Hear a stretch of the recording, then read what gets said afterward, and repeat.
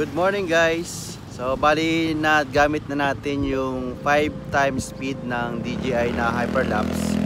So yung result habang pinapanood ko, okay naman siya, smooth.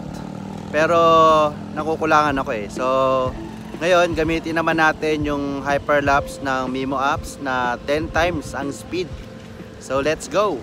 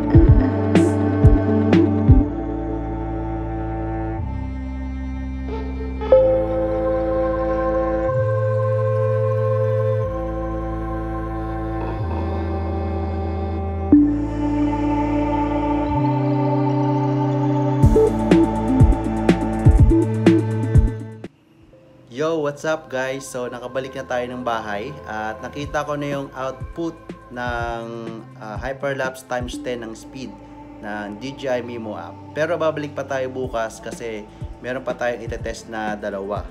Yung times 15 at times 30. So yung nilakad ko is 10 minutes pero yung outcome is 1 minute and 13 seconds lang. So ganun lang kaiksi, no? So, see you guys tomorrow at testingin natin yung times 15 naman.